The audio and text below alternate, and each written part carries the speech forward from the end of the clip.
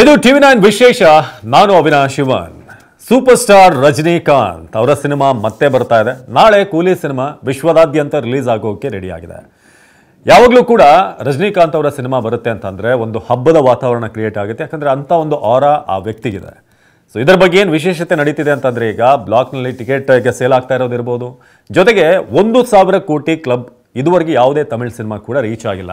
ಆ ಒಂದು ರೆಕಾರ್ಡ್ ಈ ಬಾರಿ ಬ್ರೇಕ್ ಆಗುತ್ತಾ, ಸಾಕಷ್ಟು ವಿಶೇಷತೆ ಇದೆ. ಜೊತೆಗೆ ತಲೈವಾ ಸಿನಿಮಾದ ಆಪೋಸಿಟ್ ಆಗಿ ಋತಿಕ್ ರೋಷನ್ ಜೂನಿಯರ್ NTR ಅವರ ವಾರ್ 2 ಕೂಡ ಬರ್ತಾ ಇದೆ. ಎರಡು ಸಿನಿಮಾಗಳು ಕೂಡ ಆಲ್ಮೋಸ್ಟ್ ಒಂದು 400, 450, 500 ಕೋಟಿ ಬಜೆಟ್ನಲ್ಲಿ ಒಂದು ರೆಡಿ ಆಗಿರುವಂಥ ಸಿನಿಮಾಗಳು. ಹಾಗಾಗಿ ಎರಡೂ ಸಿನಿಮಾಗಳ ಟಕ್ಕರ್ ಹೇಗಿರುತ್ತೆ, ಜೊತೆಗೆ ಸೂಪರ್ ಸ್ಟಾರ್ ಅವರ ಕೂಲಿ ಸಿನಿಮಾದಲ್ಲಿ ಏನೆಲ್ಲ ವಿಶೇಷತೆ ಇದೆ.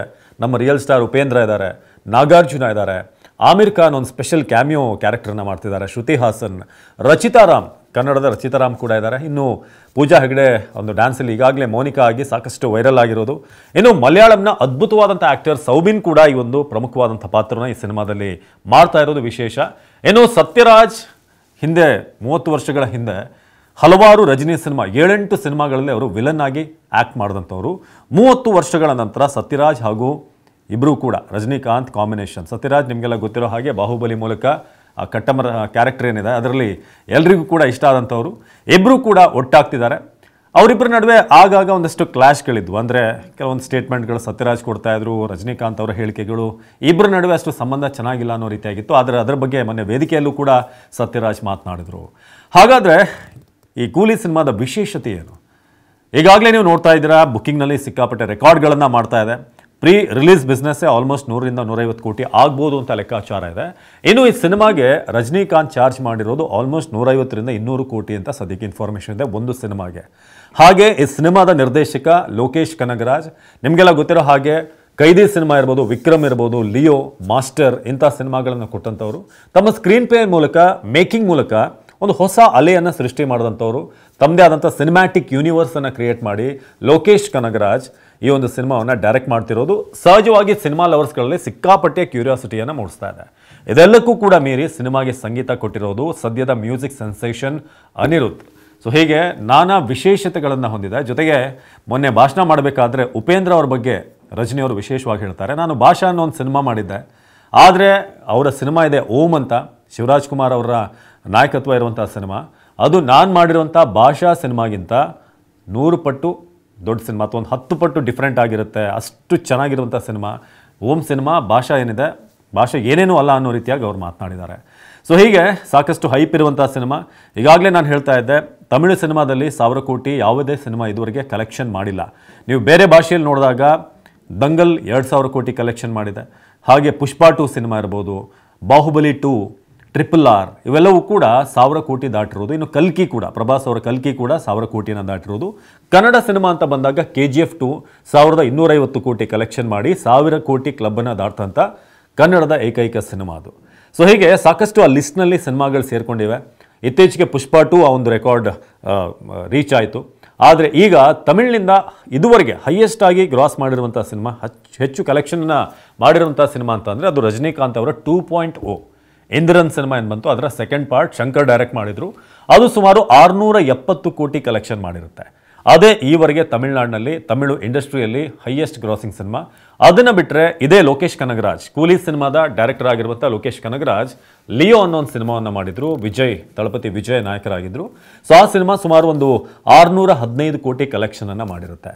ಅದನ್ನು ಬಿಟ್ಟರೆ 3ನೇ ಪ್ಲೇಸ್ನಲ್ಲಿರೋದು ಮತ್ತೊಮ್ಮೆ ರಜನಿಕಾಂತ್ ಅವರ 2 ವರ್ಷಗಳ ಹಿಂದೆ ರಿಲೀಸ್ ಆದಂಥ ನೆಲ್ಸನ್ ಡೈರೆಕ್ಷನ್ ಮಾಡಿದಂಥ ಜೈಲರ್ ಸಿನಿಮಾ ಸುಮಾರು 603 ಕೋಟಿ ಕಲೆಕ್ಷನ್. ಈ 3 ಸಿನಿಮಾಗಳು ಕೂಡ ಟಾಪಲ್ಲಿವೆ. 2 ಸಿನಿಮಾ ರಜನಿಕಾಂತ್ ಅವ್ರದ್ದು, 1 ವಿಜಯ್ದು. ಹಾಗಾಗಿ ಈಗ 1000 ಕೋಟಿ ಕ್ಲಬ್ಬನ್ನು ದಾಟುವಂಥ ಮೊದಲ ಸಿನಿಮಾ ಕೂಲಿ ಆಗುತ್ತಾ ಅನ್ನೋ ಒಂದು ಕುತೂಹಲ ಇದೆ. ಏನೋ ಸಾಕಷ್ಟು ಕನೆಕ್ಷನ್ ಇದೆ. ಹಿಂದೆ ಒಂದು ತೀ ಅನ್ನೋ ಒಂದು ಸಿನಿಮಾ ಬಂದಿತ್ತು ರಜನಿ ಅವ್ರದ್ದು, ಅದರಲ್ಲೂ ಕೂಡ ಇದೇ ರೀತಿಯಾಗಿ ಆ ಕೂಲಿ ಡ್ರೆಸ್ ಇರ್ಬೋದು, ಹಾರ್ಬರ್ನಲ್ಲಿ ಕೆಲಸ ಮಾಡೋದು, ಒಂದು ಪಟ್ಟಿಯನ್ನು ಹಾಕ್ಕೊಂಡಿರ್ತಾರೆ, ಇದೆಲ್ಲವೂ ಕೂಡ ಇತ್ತು. ಅದರದ್ದು ಏನಾದರೂ ಕಂಟಿನ್ಯೂಷನ್ ಇದೆಯಾ ಅಂತ. ಇದರ ಜೊತೆಗೆ ಲೋಕೇಶ್ ಕನಗರಾಜ್ ಅವರ ಸಿನಿಮಾದ ವಿಶೇಷತೆ ಏನು ಅಂತಂದರೆ, ಅವರು ತಮ್ಮ ಒಂದು ಸಿನಿಮಾನ ಮತ್ತೊಂದು ಸಿನಿಮಾ ಜೊತೆ ಕನೆಕ್ಟ್ ಮಾಡ್ತಾರೆ. ನಿಮಗೆಲ್ಲ ಗೊತ್ತಿರುತ್ತೆ, ವಿಕ್ರಮ್ ನೋಡಿದ್ರೆ ಅದರಲ್ಲಿ ಈ ಕೈದಿಯ ದಿಲ್ಲಿ ಕ್ಯಾರೆಕ್ಟರ್ ಏನಿದೆ, ಕಾರ್ತಿ ಅವರ ಕ್ಯಾರೆಕ್ಟರ್ ಒಂದಷ್ಟು ಸಿಗುತ್ತೆ, ಅಂದರೆ ಅಲ್ಲಿ ಬರುವಂಥ ಕ್ಯಾರೆಕ್ಟರ್ಗಳು ಇದಕ್ಕೆ ಕನೆಕ್ಟ್ ಆಗುತ್ತೆ. ಲಿಯೋ ಸಿನಿಮಾ ನೋಡಿದರೆ ಅದರಲ್ಲಿ ಕೈದಿಯಲ್ಲಿ ಬರುವಂಥ ಒಬ್ಬ PC ಇದರಲ್ಲಿ ಬರ್ತಾರೆ ಲಿಯೋಗೆ ಬಾಡಿಗಾರ್ಡ್ ಆಗಿ. ಹಾಗೆ ಕೊನೆಯದಾಗಿ ವಿಜಯ್ಗೆ ಒಂದು ಕಾಲ್ ಬರುತ್ತೆ, ಅದು ವಿಕ್ರಮ್ನ ಕಮಲ್ ಹಾಸನ್ ಅವರ ವಾಯ್ಸ್ ಬರುತ್ತೆ. ಹಾಗಾಗಿ ಅವರ ಒಂದು ಸಿನಿಮಾ ಮತ್ತೊಂದು ಸಿನಿಮಾಗೆ ಕನೆಕ್ಟ್ ಆಗ್ತವೆ ಕ್ಯಾರೆಕ್ಟರ್ಗಳು. ಆ ಥರ ಒಂದು ಯೂನಿವರ್ಸನ್ನು ಕ್ರಿಯೇಟ್ ಮಾಡಿದ್ದಾರೆ. ಈಗ ಕೂಲಿ ಸಿನಿಮಾದಲ್ಲೂ ಕೂಡ ಎಲ್ಲೋ ಆ ಹಿಂದಿನ ಸಿನಿಮಾಗಳು ಲಿಯೋ, ವಿಕ್ರಮ್ ಹಾಗೆ ಕೈದಿ ಸಿನಿಮಾ ಏನಾದರೂ ಕನೆಕ್ಟ್ ಆಗುತ್ತಾ, ಸಿನಿಮ್ಯಾಟಿಕ್ ಯೂನಿವರ್ಸ್ನಲ್ಲಿ ಬರುತ್ತಾ ಅನ್ನೋದು ಈಗಿರುವಂಥ ಕುತೂಹಲ. ಅದೆಲ್ಲಕ್ಕೂ ಕೂಡ ನಾಳೆ ಬೆಳಗ್ಗೆ 6:30 ನಂತರ ನಿಮಗೆ ಉತ್ತರ ಸಿಗುತ್ತೆ. ಯಾಕಂದರೆ ಫಸ್ಟ್ ಶೋಗಳು ಸ್ಟಾರ್ಟ್ ಆಗೋದೇ ಅಷ್ಟು. ಎಷ್ಟು ಮಟ್ಟಿಗೆ ಅಂತಂದರೆ ಈಗ ಎಲ್ಲೆಲ್ಲಿ ಬುಕ್ ಮೈ ಶೋನಲ್ಲಿ ಟಿಕೆಟ್ ಬಿಟ್ಟಿದ್ದಾರೆ ಎಲ್ಲ ಕಡೆ ಕೂಡ ಸೋಲ್ಡ್ ಔಟ್ ಆಗ್ತಾ ಇದೆ. ಇನ್ನೊಂದು ಕಡೆ ವಾರ್ 2ಗೆ ನಿರೀಕ್ಷಿತ ಮಟ್ಟದಲ್ಲಿ ಬುಕ್ಕಿಂಗ್ ಆಗ್ತಾ ಇಲ್ಲ. ಕಂಪೇರ್ ಟು ಕೂಲಿ, ಋತಿಕ್ ರೋಷನ್, ಜೂನಿಯರ್ NTR ಇಂಥ ದೊಡ್ಡ ದೊಡ್ಡ ಸ್ಟಾರ್ಗಳಿದ್ರೂ ಕೂಡ ಅವರು ಕೂಡ 400-450 ಬಜೆಟನ್ನು ಹಾಕಿದರೂ ಕೂಡ ಕೂಲಿಗೆ ಸಿಕ್ಕಂಥ ರೆಸ್ಪಾನ್ಸ್ ಇಲ್ಲಿ ಸಿಗ್ತಾ ಇಲ್ಲ. ಯಾಕಂದರೆ ಭಾಳ ದಿನಗಳ ನಂತರ ರಜನಿ ಅವರ ಮತ್ತೊಂದು ಸಕ್ಸಸ್ ನೋಡೋಕ್ಕೆ ಜನಕ್ಕೂ ಕೂಡ ಸಾಕಷ್ಟು ಕುತೂಹಲ ಇದೆ. ಜೊತೆಗೆ ಎಲ್ಲ ಭಾಷೆಯಿಂದ ಆ್ಯಕ್ಟರ್ಗಳಿರೋದ್ರಿಂದ ಈ ಸಿನಿಮಾ ಹೇಗೆ ಬಂದಿರುತ್ತೆ ಅನ್ನೋದ್ರ ಬಗ್ಗೆ ಎಲ್ಲರಿಗೂ ಕೂಡ ಸಹಜವಾಗಿ ಕುತೂಹಲ ಇದೆ. ಸೊ ಹೀಗೆ ರಜನಿಕಾಂತ್ ಒಬ್ಬ ಬಸ್ ಕಂಡಕ್ಟರ್ ಆಗಿ ನಂತರ ಅವರು ಸಿನಿಮಾ ಕೆರಿಯರಿಗೆ ಬಂದು ಸೂಪರ್ ಸ್ಟಾರ್ ಆಗಿ ಮಿಂತಾ ಇರುವಂಥವ್ರು ಒಂದು ಸಿನಿಮಾಗೆ 150-200 ಕೋಟಿ ಪಡಿತಿದ್ದಾರೆ ಅಂತಂದರೆ ನೀವು ಲೆಕ್ಕ ಹಾಕ್ಬೋದು.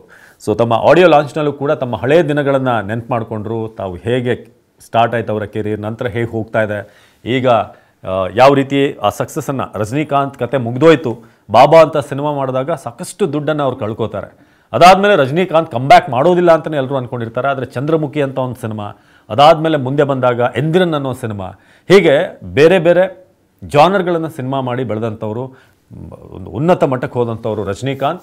ಈಗ 171ನೇ ಸಿನಿಮಾದಲ್ಲಿ ನಿಮ್ಮ ಮುಂದೆ ಬರ್ತಿದ್ದಾರೆ. ಮತ್ತೊಮ್ಮೆ ರಜನಿ ಮೇನಿಯಾ ಕ್ರಿಯೇಟ್ ಆಗಿದೆ ಅಂತ ಹೇಳ್ಬೋದು.